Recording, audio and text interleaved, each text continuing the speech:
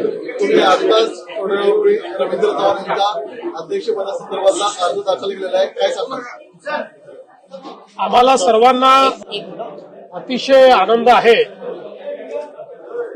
की भारतीय जनता पक्षाची संघटनात्मक रचना ही निवडणुकीच्या माध्यमातून होत असते।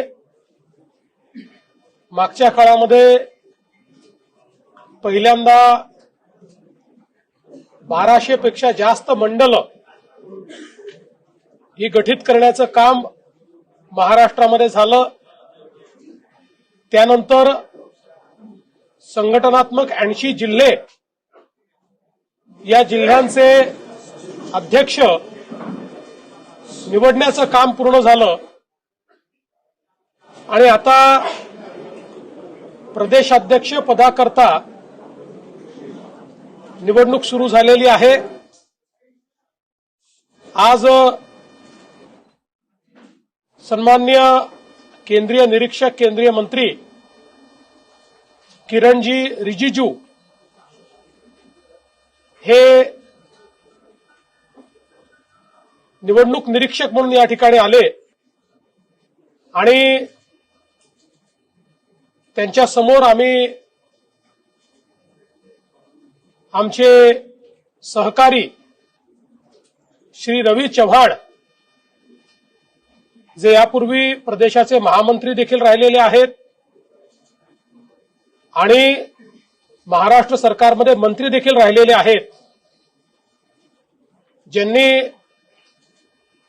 युवा मोर्चाचा कार्यकर्ता म्हणून, पदाधिकारी म्हणून कामाला सुरुवात केली। नगरसेवक झाले, स्थायी समितीचे अध्यक्ष झाले, 4 वेळा आमदार झाले, राज्यमंत्री आणि मंत्री, असा एक मोठा प्रवास करत यावेळी महाराष्ट्र प्रदेश भाजपचं अध्यक्ष म्हणून त्यांचं नामांकन आम्ही दाखल केलंय। मागच्या काळामध्ये सन्माननीय श्री चंद्रशेखर बावनकुळेजी यांनी अतिशय चांगल्या पद्धतीनं महाराष्ट्राचं अध्यक्षपद निभावलं आणि